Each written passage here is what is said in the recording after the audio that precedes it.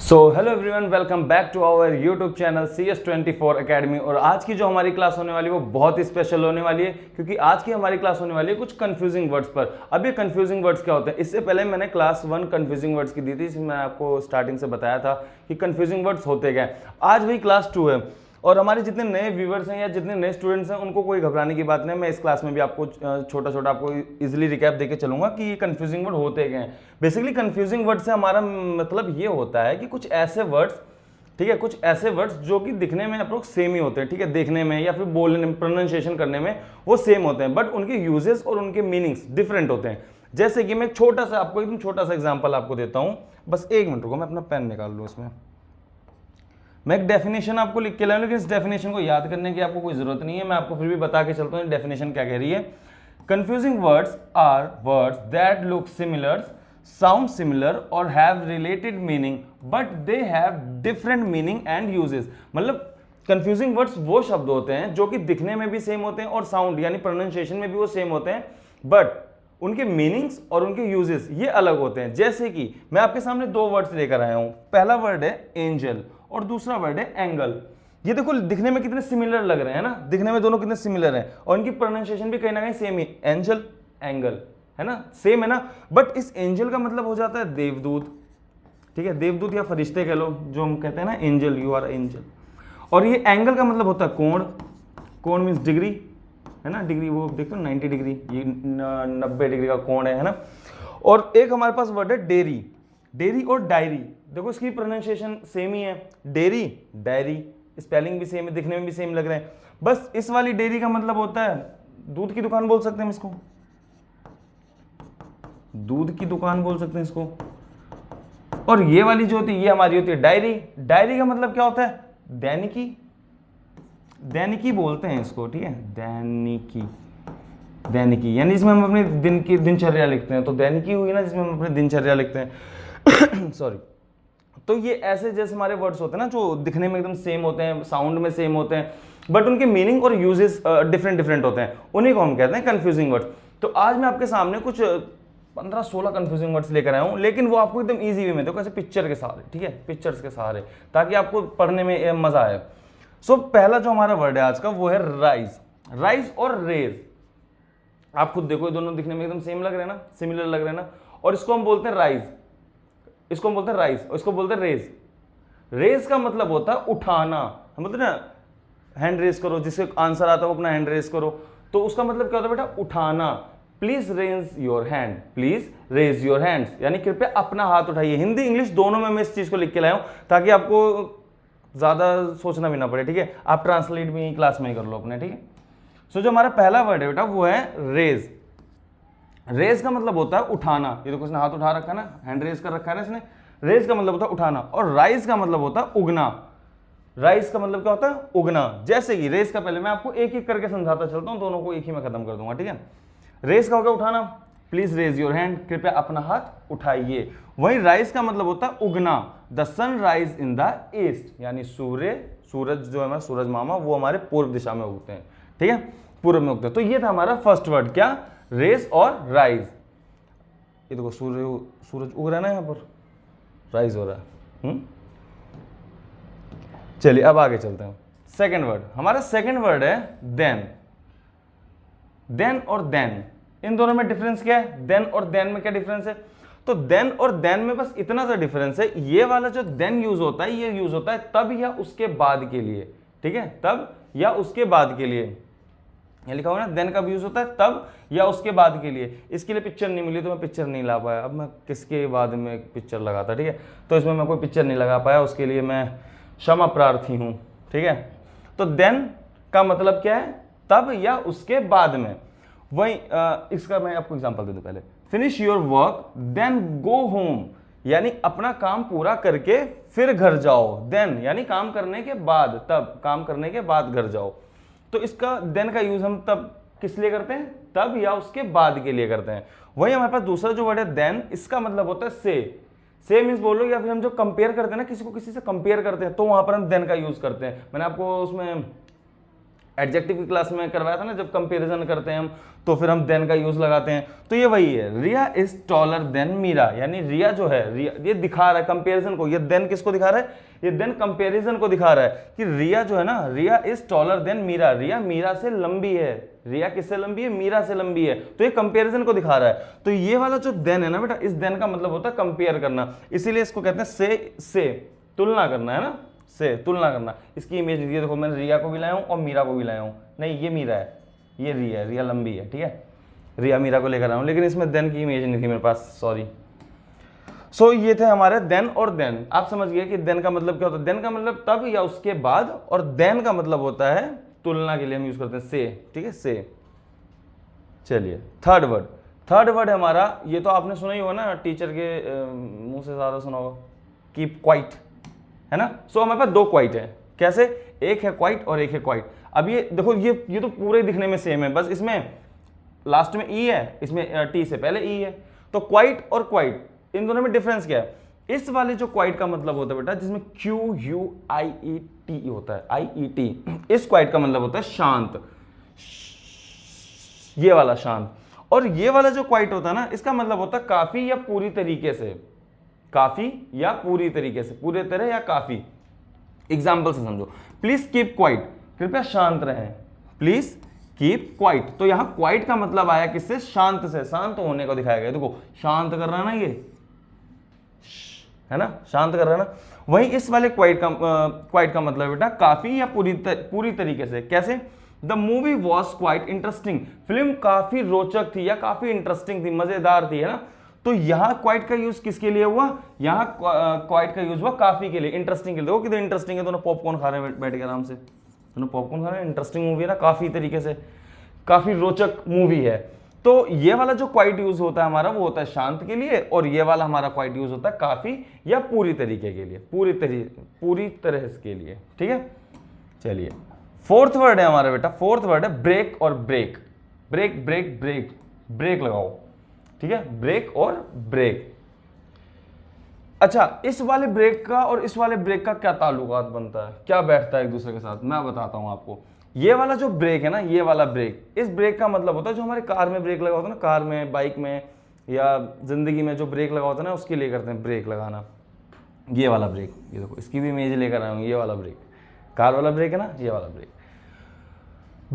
Break का मतलब brake, press the brake slowly, यानी ब्रेक धीरे दबाओ। इस वाले ब्रेक का मतलब ब्रेक उस गाड़ी वाले ब्रेक से था जो कार में या बाइक में हमारे होता है ना, एक्सीलेटर ब्रेक और क्लच, वो होता है, वो उस वाले ब्रेक से तात्पर्य है इसका, ठीक है। ये वो वाला ब्रेक है।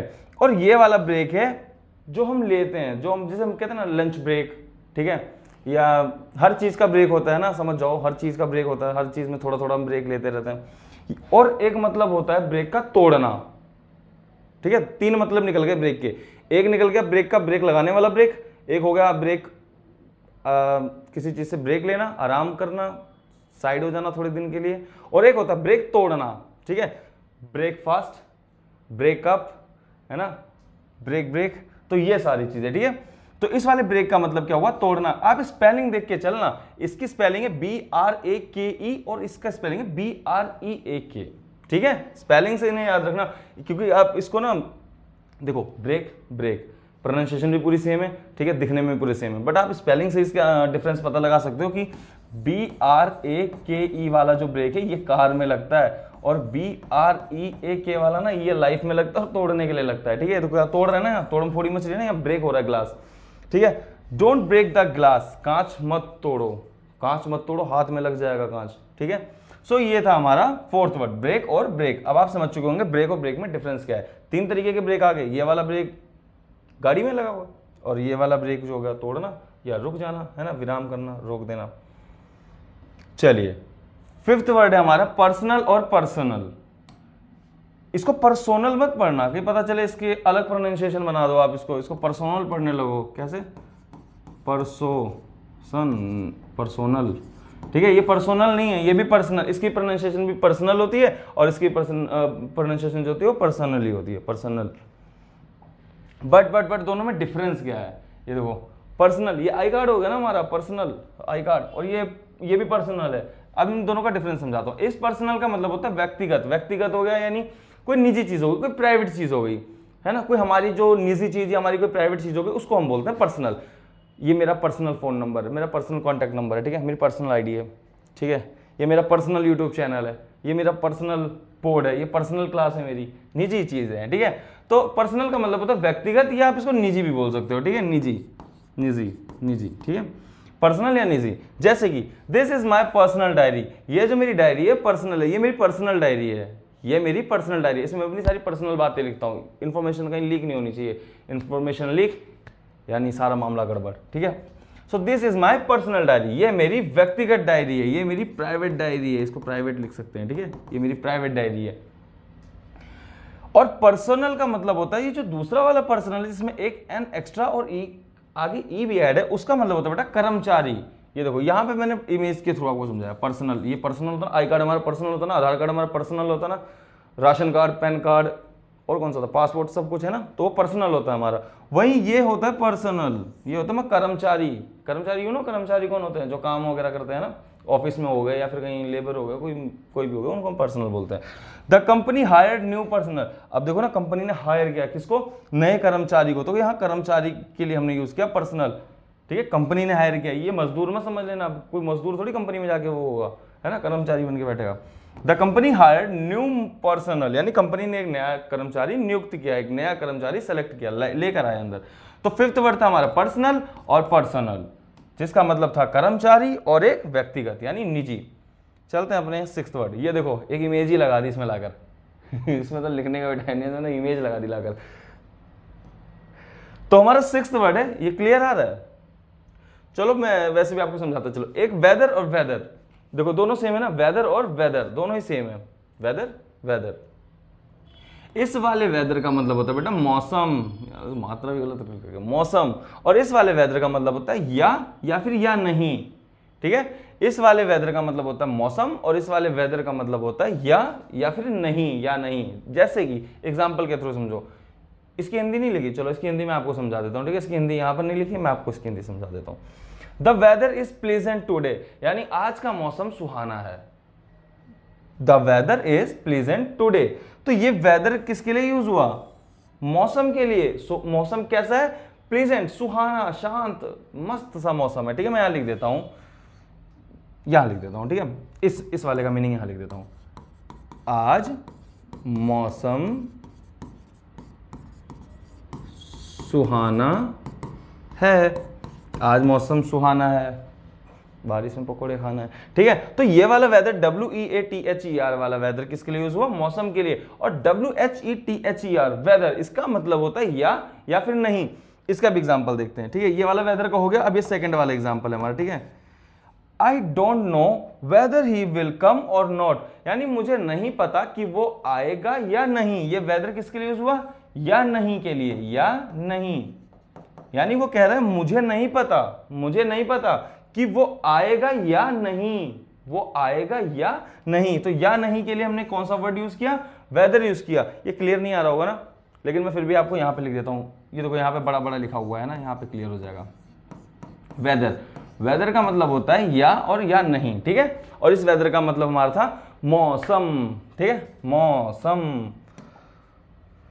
इसकी हिंदी लिख दूं, वैसे मैंने बता दिया आपको, इसकी हिंदी लिखने की जरूरत नहीं, कि मुझे नहीं पता कि वो आएगा या नहीं। सेवंथ वर्ड हमारा सीलिंग और सीलिंग। अभी सीलिंग और सीलिंग में क्या डिफरेंस हो सकता है, आपने सुना होगा ना, सीलिंग फैन, सीलिंग लाइट, है ना। मेरे घर की सीलिंग बड़ी मस्त हो रखी है, मेरे घर में सीलिंग बहुत अच्छी हो रखी है ना। तो इस वाली सीलिंग का मतलब होता है बेटा छत, और इस वाली सीलिंग का मतलब होता है किसी चीज को सील पैक करना। होता नहीं है, एक च्यवनप्राश का डब्बा होता है, इतना बड़ा डब्बा होता है च्यवनप्राश का, उसके ऊपर देखोगे ढक्कन लगा होता है, ढक्कन के अंदर से भी वो पैक होता है, पन्नी लगी होती है इसके अंदर, तो वो कैसा होता है, वो सील होता है, उसका सील से पैक रहता है ताकि खराब ना हो, ठीक है। तो ये वही चीज है, एक हमारे पास होता है सीलिंग और एक होता है हमारे पास सीलिंग। दोनों की प्रोनाउंसिएशन सेम है, स्पेलिंग भी लगभग पूरी सेम है, बस थोड़ी सी SEAI है ना, ये डिफरेंस है इतना। बट सीलिंग जो सी से स्टार्ट होता है, इसका मतलब होता है बेटा छत, और ये वाला जो सीलिंग होता है जो सील से स्टार्ट होता है, इसका मतलब होता है किसी चीज को सील करना। ये देखो इसलिए मैं इमेज लेकर आया हूं। ये डब्बा देखो सील पैक है ना, डब्बा सील पैक है ना, इसकी अगर सील मैंने खोली तो पता चल जाएगा कि डब्बे के अंदर प्रोडक्ट खराब है, यूज हो चुका है पहले। वहीं ये है सील, वो सीलिंग, छत। इसकी सीलिंग हो कितनी अच्छी है, एक वो लगा हुआ है, क्या कहते हैं इसे, झुमका लगा हुआ है, और ये बढ़िया फट्टा बिछा हुआ है, and this is boundaries, lights, यहाँ एसी भी लगी हुई है कोने में, ठीक है। सो देखा ना आपने, इसमें सीलिंग का मतलब क्या होता है, सीलिंग का मतलब होता है छत, और सीलिंग का मतलब होता है सील करना, ठीक है। The ceiling is very high, यानी छत बहुत ऊंची है, the ceiling is very high यानी छत बहुत ऊंची है। वहीं सीलिंग ये बॉक्स को बंद करने वाला seal, the ceiling of the box is complete, डब्बे की सीलिंग पूरी हो चुकी है, डब्बे की सीलिंग पूरी हो चुकी है। अब इसको आप भेज दो बाहर, अब इसकी सप्लाई स्टार्ट कर दो, सप्लाई कर दो, इसको बेच दो अब इस डब्बे को। तो 7th वर्ड था हमारा सीलिंग और सीलिंग। चलिए 8th वर्ड, इसमें तो 3 आ गए, एक जैसे दिखने वाले, हम बोलते हैं ना 7 लोग होते हैं, पर यहां पर एक जैसे दिखने वाले 3 लोग मिल गए हैं एक साथ। इन तीनों का बहुत ही प्यारा कॉन्टेक्शन है। कैसे, एश्योर, इंश्योर, इंश्योर, एश्योर, सब सेम ही लग रहे हैं ना बोले में, assure, ensure, ensure, assure, ensure, ensure. Assure का मतलब होता है आश्वासन देना। हम कहते हैं ना तू कर लेगा भाई, कुछ कर लेगा, बड़ा कर लेगा, मैं भी कुछ कर लूंगा, हम आश्वासन देते हैं, तो उसको हम क्या कहते हैं बेटा, एश्योर कहते हैं। एश्योर करना यानी किसी को आश्वासन देना। वहीं एक हमारे पास होता है इंश्योर, इंश्योर का मतलब होता है किसी चीज को एक कहते हैं ना फिक्स करना, या कहते हैं ना सुनिश्चित करना, फिक्स करना, है ना। और इंश्योर का मतलब होता है वो करना, कहते हैं ना जीवन बीमा करना, ऐसे समझ लो, बीमा करना किसी का, ठीक है, जीवन बीमा नहीं, बीमा करना, ठीक है, लाइक लाइफ पॉलिसी से रिलेटेड, है ना, इंश्योर, जिंदगी के साथ भी, जिंदगी के बाद भी। तो एश्योर का मतलब होता है हमारा बेटा आश्वासन देना। आश्वासन देता हुआ कोई इंसान मुझे मिला नहीं, तो फिर मैं लेकर नहीं आया, क्योंकि आश्वासन आज के टाइम पे कोई किसी को दिलवा नहीं रहा है, ठीक है, तो उसकी फोटो मुझे मिली नहीं, मैं लाया नहीं। इंश्योर का मतलब होता है बेटा सुनिश्चित करना। सुनिश्चित करना मतलब कि फिक्स देखना, एक है ना कि ये हो चुका है कि नहीं हो चुका है, हुआ है या नहीं हुआ है, सुनिश्चित। और इंश्योर का मतलब होता है हमारा बीमा करने का, बीमा करना, है ना, बीमा, LIC, जिंदगी के साथ भी और जिंदगी के बाद भी, वो वाला, ठीक है, बीमा करना। तो एश्योर का एक एग्जांपल देखते हैं हम। I assure you of my support, I assure you of my support, मैं तुम्हें अपने है ना अपने समर्थन का आश्वासन देता हूं, मैं आश्वासन देता हूं आप लोगों को कि मैं आपको ये सब अच्छे से समझा दूंगा, ठीक है, ठीक है। तो इस एश्योर का मतलब क्या हुआ, आश्वासन देना।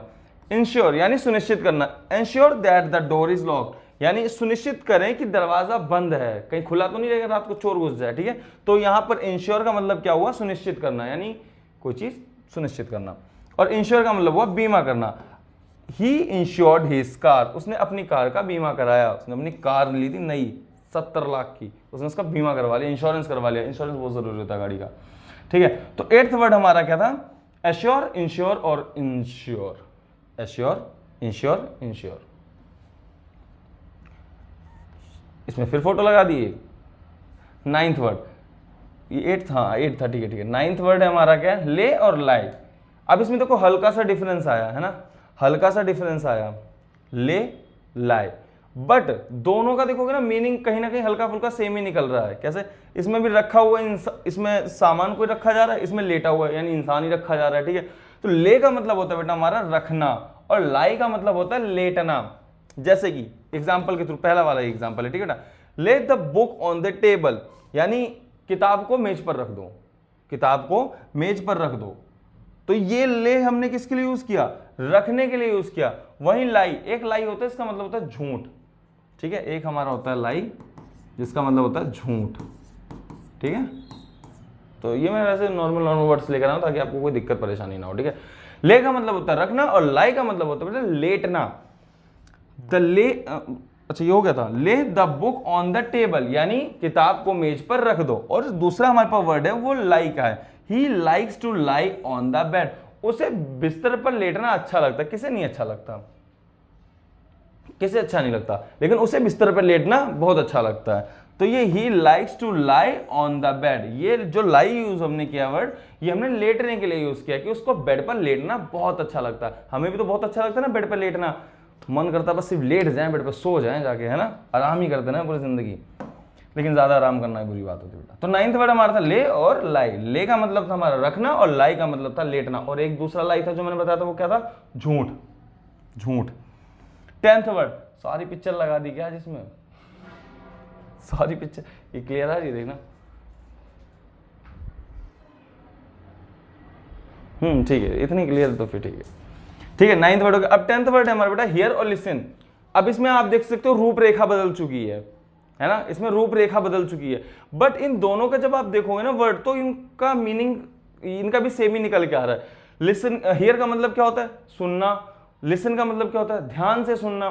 तो इन दोनों में डिफरेंस आ रहा है ना। इनके यूज जब होंगे, जब इनको हम यूज करेंगे कहीं किसी सेंटेंस, अभी देखो सेंटेंस नीचे रखा ना, अभी इसमें यूज करेंगे तो देखना इनका यूज डिफरेंट तरीके से होगा, इनका मीनिंग एक अलग तरीके से निकल कर आएगा। जैसे हियर का मतलब होता है सुनना, हियर का मतलब होता है सुनना। आई can hear a noise, I can hear a noise, मैं मुझे एक आवाज सुनाई दी या मैंने एक आवाज सुनी। ठीक है, मुझे एक आवाज सुनाई दी या मैंने एक आवाज सुनी, आप ऐसा ले सकते हो। ठीक है, आई कैन हियर अ नॉइज, मुझे, मैं यहां पे लिख देता हूं, ठीक है, आपको पेन कहां गया? मुझे एक आवाज सुनाई दी। ठीक है, तो यहां पर जो हियर का मतलब था वो था एक आवाज सुनाई दी या एक आवाज सुनाई दे रही है। ठीक है, दी या फिर दे रही है, ले लो अब, दे रही है। ठीक है, एक आवाज सुनाई दी या फिर सुनाई दे रही है, एक आवाज, ठीक है, सुनाई दे रही है। वही मैं लिखता हूं प्लीज लिसन केयरफुली। तो इस लिसन का मतलब होता है बेटा ध्यान से सुनना। हम बोलते हैं ना ये बहुत इंपॉर्टेंट मैसेज है, इसको एकदम मतलब इसे केयर, ध्यान से, लिसन, इसे सुनो, ध्यान से सुनो। तो ये लिसन का मतलब होता है ध्यान से सुनना। ठीक है, हियर का मतलब होता है सुनना, किसी चीज को सुनना, कैसे भी सुन सकते हो आप। सुन लिया, मैंने बोल दिया, आपने सुन लिया, बट मैंने बोला नहीं बेटा ये इंपॉर्टेंट है, ये बात बहुत इंपॉर्टेंट है, इसे प्लीज लिसन केयरफुली, इसे ध्यान से सुनना, भूल मत जाना। ठीक है, अपने रिस्क पे सुनना है इसको। ठीक है, प्लीज लिसन केयरफुली यानी ध्यान से सुनना है इसको। ठीक है, कृपया ध्यान से सुने, इसका मतलब हो बेटा कृपया ध्यान से सुने। यहां लिखो नीचे, यहां व्हाइट है, वहां दिखेगा ही नहीं आपको, चलो जहां दिख रहा है वहां तक लिख देता हूं। ठीक है, इसका मतलब था बेटा, जिसका मैंने हिंदी में ट्रांसलेट नहीं किया होगा उसको यहां पे लिख दूंगा। ठीक है, कृपया ध्यान, तो इतना मैंने गोचा पोछा कर दिया है, कृपया ध्यान से सुने। ठीक है, कृपया ध्यान से सुने, इसका मीनिंग था प्लीज लिसन केयरफुली। और I can hear a noise मतलब मुझे एक आवाज सुनाई दे रही है। ठीक है, अब आप समझ चुके हैं कि लिसन और हियर में डिफरेंस क्या था। हियर का मतलब तुम्हारा सुनना और लिसन का मतलब था ध्यान से सुनना। सुनना तो दोनों को है, लेकिन लिसन जब हम यूज करते हैं तो उसका मतलब था ध्यान से सुनना, और हियर का मतलब होता है बेटा सुनना। ठीक है, चलो अच्छे वाले वर्ड्स आ गए अब। ठीक है, अब अच्छे वाले इसमें सही रहता है, वो पिक्चर वाले में ढंग से दिखता नहीं है ना। सो हमारा 11th वर्ड जो बेटा, 11th वर्ड है फ्यू और आ फ्यू। ये दो वर्ड है, एक द फ्यू भी होता है, उससे मैं जब उसका कॉन्सेप्ट कराऊंगा ना तब आपको चीज सिखाऊंगा। यहाँ पर आपको उसमें करवाता हूँ सिर्फ कंफ्यूजिंग वर्ड्स 2 या 2 से 3 है ना। 11th वर्ड है हमारा बेटा फ्यू और आ फ्यू। फ्यू का मतलब होता है बहुत कम, यानी लगभग नहीं के बराबर भी आप बोल सकते हो। ठीक है, लगभग नहीं के बराबर भी हो सकता है या फिर बहुत कम। ठीक है, फ्यू का मतलब होता है बहुत कम या लगभग नहीं। ठीक है, एग्जाम्पल से समझो, few student pass the test, यानी बहुत कम छात्र पास हुए। सोनू और रिंकी पास हो गया बस, और कोई पास नहीं हुआ। ठीक है, तो बहुत कम, जब बहुत कम या लगभग नहीं के बराबर हम बच्चों की बात करते हैं, वहां पर हम एक वर्ड यूज करते हैं बेटा फ्यू का यूज करते हैं। और जब हम कुछ ज्यादा, जब थोड़े से और ज्यादा बच्चे होते हैं जिनको हम थोड़ा कैसा ना, थोड़े से ज्यादा और छात्र हैं यहाँ पर, तो हम आ फ्यू का यूज करते हैं। आ फ्यू का मतलब होता है बेटा कुछ, जैसे कि इसको भी हम कुछ बोल सकते थे, लेकिन इसमें हम कुछ नहीं बोल सकते, इसमें हम बहुत कम या लगभग नहीं के बराबर। जब चीजें आती हैं, जब ऐसी सिचुएशन आती है, तब हम इस चीज को यहां पर देखते हैं। ठीक है, फ्यू और आ फ्यू में डिफरेंस बस इतना है, फ्यू का मतलब होता है बहुत कम या लगभग नहीं के बराबर, लगभग नहीं के बराबर। Few student pass the test, यानी बहुत कम छात्र पास हुए, है ना, दो छात्र पास हो गए, बहुत कम या लगभग नहीं के बराबर थे ये। वही एक वर्ड हमारे पास है आ फ्यू। आ फ्यू का मतलब होता है कुछ, यानी इसमें कुछ मात्रा में है। A few students helped me, कुछ छात्रों ने मेरी मदद की, मेरी गाड़ी गड्ढे में फंस गई थी, कुछ छात्रों ने आके धक्का लगाया और वो बाहर आ गई।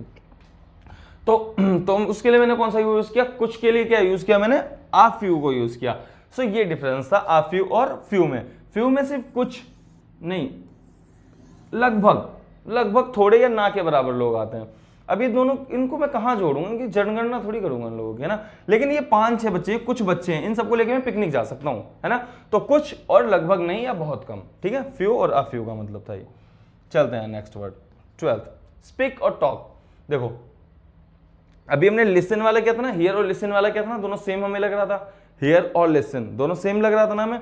सेम ऐसे ही है ये भी। कैसे सेम है, स्पीक और टॉक, आपको तो लगता है ना ये दोनों में, स्पीक बोलना, टॉक इसमें भी बोलना है ना, दोनों बोलना, पर दोनों में डिफरेंस क्या है? स्पीक मतलब होता है बोलना या औपचारिक होता है, ठीक है, बोलना, ठीक है, कोई चीज बोलना। और टॉक का मतलब होता है बेटा बातचीत करना, है ना, don't talk in my class, है ना, मेरे क्लास में बातचीत नहीं होनी चाहिए।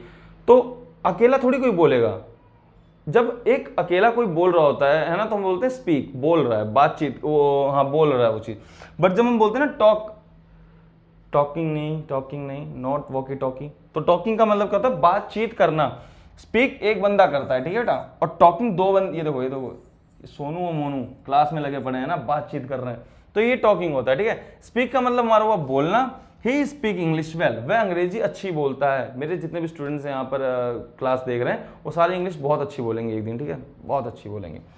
ही स्पीक इंग्लिश वेल, वह अंग्रेजी बहुत अच्छी बोलता है, या वह इंग्लिश बहुत अच्छा बोलता है। और टॉक का मतलब होता है बातचीत करना। Let's talk after class, class के बाद बात करते हैं वरना सर हमें पीट देंगे, ठीक है। सो टॉक का मतलब आप समझ चुके हैं, टॉक का मतलब होता है बातचीत करना और स्पीक का मतलब होता है बोलना, ठीक है, बोलना। सो ये था हमारा 12th वर्ड। चलते हमने 13 वर्ड है, बहुत ही अकेलापन है इसमें, बहुत ही अकेलापन है इस वर्ड के अंदर ना, बहुत अकेलापन है।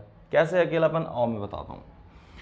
अलोन और लॉनली, अलोन का मतलब होता है बेटा अकेला होना, ठीक है, अकेला रहना, अलोन, आई एम अलोन, मैं अकेला हूँ, ठीक है। और लॉनली का मतलब होता है बेटा अकेलापन महसूस करना, आई फील लॉनली, मैं अकेलापन महसूस कर रहा हूँ, मैं अकेले हूँ इस टाइम यहाँ पर, ठीक है, कोई नहीं मेरे पास, तो मेरे को अकेलापन फील हो रहा है, ठीक है। एग्जाम्पल से समझो, अलोन मीन्स अकेला।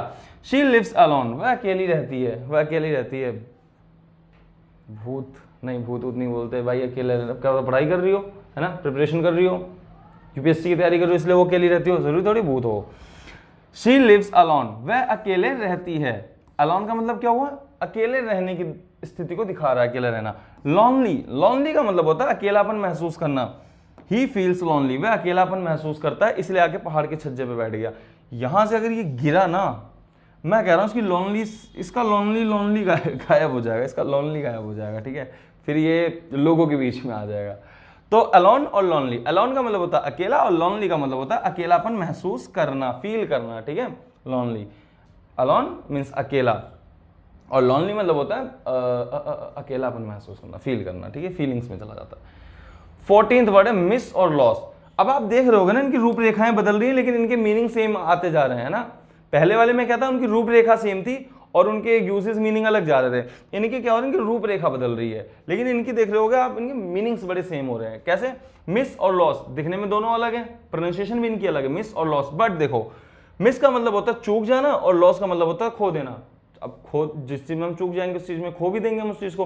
बट डिफरेंस कहां आता है? डिफरेंस वहां आता है बेटा जब इनके हम यूज, जब इन वर्ड्स का हम यूज करते हैं, ठीक है, जब हम इन वर्ड का यूज करते हैं तो इनके अंदर हमें डिफरेंस देखने को मिलता है। जैसे कि 14th वर्ड है हमारा मिस और loss.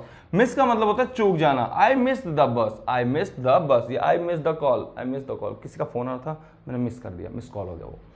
I miss the bus, मेरी बस छूट गई, मेरी बस छूट गई, देखो इसकी बस छूट गई, देखो भाग रहा बच्चा, बस कुछ अभी गिरेगा मुंह के बल और कुछ नहीं होगा।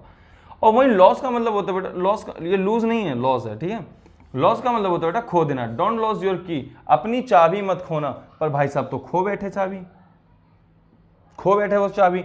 तो मिस का मतलब था चूक जाना और लॉस का मतलब था किसी चीज को खो देना। मिस का मतलब याद रखना क्या होता है, चूक जाना या छूट जाना, और लॉस का मतलब होता है बेटा हमारा किसी चीज को खो देना, ठीक है, किसी को खो देना, खो जाना। देखो बस छोड़ गया और वो चाबी खो गया। 15th वर्ड, फिर फोटो आ गई, और भी है क्या? अच्छा सिर्फ 2 है, ये ब्रेक फिर से आ गया, चलो इस पे हमें ध्यान नहीं देना, हमने ब्रेक पीछे पढ़ रखा है। हमारा लास्ट वर्ड है, हमारा क्या है, 15th वर्ड है डेजर्ट और डेजर्ट, ठीक है, डेजर्ट और डेजर्ट। इनका देखो, इनका मैं आपको छोटा सा बताता हूँ, इसको डेजर्ट मत पढ़ना, दोनों को डेजर्ट और डेजर्ट दोनों सेम ही है, ठीक है। बट ये वाला जो डेजर्ट होता है ना हमारा DESERT और DESSERT, इन दोनों का डिफरेंस ये डेजर्ट रेगिस्तान के लिए यूज किया जाता है और ये वाला डेजर्ट मिठाई के लिए यूज किया जाता है। The Sahara is a hottest desert, यानी जो सहारा है ना हमारा, सहारा मरुस्थल है ना, मरुस्थल लिखूंगी रेगिस्तान लिख दूं, रेगिस्तान लिख देता हूं, यहां लिख देता हूं सहारा। सहारा जो रेगिस्तान है हमारा, सहारा एक गर्म रेगिस्तान है, ठीक है। सहारा एक गर्म रेगिस्तान है, ये हमारा फर्स्ट वाले का मीन है, ठीक है। और we had ice cream for dessert, यानी हमने खाने के, डेजर्ट क्या होता है पता है, जो खाने के बाद हम जैसे मुंह मीठा करते हैं ना, खाने के बाद कुछ मीठा हो जाए, तो वहाँ जो हम मीठा यूज़ करते हैं वो हम डेजर्ट का यूज़ करते हैं। सलाद मत समझ लेना, खाने के साथ सलाद, ठीक है। खाने के बाद जो हम कुछ मीठा, चाहे वो आइसक्रीम हो, चॉकलेट हो, या फिर कोई सी भी टेस्टी सा हो जिससे हमारा ना मतलब मन प्रसन्न हो जाए। तो we had ice cream for dessert, यानी हमने मिठाई खाई। कब? हमने मिठाई में क्या खाया? सॉरी, हमने मिठाई में आइसक्रीम खाई। खाने के बाद जो डिजर्ट होता है, डिजर्ट को हम मिठाई बोलते हैं, मिठाई, ठीक है, मिठाई। तो ये उसके लिए डिजर्ट मिठाई के लिए यूज हुआ है कि हमने मिठाई जो थी वो मिठाई में हमने आइसक्रीम खाई है, ठीक है। सो ये था हमारा 15th वर्ड, जिसका एक वर्ड हमारा था डेजर्ट और दूसरा था हमारा डेजर्ट। डेजर्ट का मतलब था रेगिस्तान और डेजर्ट का मतलब था हमारी मिठाई। सो एग्जाम्पल भी मैंने आपको समझा दिया। The Sahara is a hot desert, we had ice cream for dessert, यानी सहारा एक गर्म रेगिस्तान है और हमने मिठाई में आइसक्रीम खाई, ठीक है, हमने मिठाई में आइसक्रीम खाई। तो ये था हमारा 15th वर्ड। 16th मैंने आपको नीचे पढ़ाई दिया था आपको, लेकिन यहाँ पे फिर भी एक फोटो मैंने लगा दी, तो उसको भी देख लो भाई, है ना। जब सब देख चुके तो ये भी देख चुको। तो 16th हमारा वर्ड है वो है ब्रेक। ब्रेक का मतलब आपको पता ही चल गया है ना। और एक और हमने ब्रेक बनाया था, वो जो इसका मीनिंग यहाँ है, ये तोड़ना और विराम करना, यानी किसी चीज को तोड़ देना, वो कर देना। और ये हमारा गाड़ी वाला डिस्क ब्रेक है ना, कार वाला brake. So press the brake slowly, brake धीरे दबाओ। डोंट ब्रेक माई हार्ट, मेरा दिल मत तोड़ना। अब वीडियो को लाइक कर देना, मेरा दिल मत तोड़ना प्लीज, ठीक है। तो ये थे आज के कुछ हमारे कंफ्यूजिंग वर्ड्स। आई होप आपको बहुत इंटरेस्टिंग तरीके से पढ़ने में मजा आया होगा, है ना, बहुत ज्यादा मजा आया होगा। मैंने आपको बड़ा इंटरेस्टिंग तरीके से इन चीजों को पढ़ाया। 16-17 वर्ड जितने भी थे, आप डिमांड करोगे ना अभी और वर्ड्स लेके आऊंगा, 16-17 नहीं 50-60 वर्ड लेके आऊंगा, लेकिन आपकी डिमांड पे। सो आज के लिए बस इतना ही। Thanks for watching. और मुझे पूरी उम्मीद है कि आपको ये वीडियो बहुत अच्छी लगी होगी, बहुत शानदार तरीके से मैं आपको कराया। अगर आपको वीडियो अच्छी लगी हो तो वीडियो को लाइक कर दो, चैनल को सब्सक्राइब कर दो, ताकि आपके पास सारी इंटरेस्टिंग वीडियोस पहुंचती रहा करें। और आपके दोस्तों की अगर इंग्लिश वीक है तो ये वीडियो उनके पास शेयर कर दो। बस इतना काम कर दो। मिलते हैं एक नई वीडियो में, तब तक के लिए tata bye bye, good night, take care, bye bye.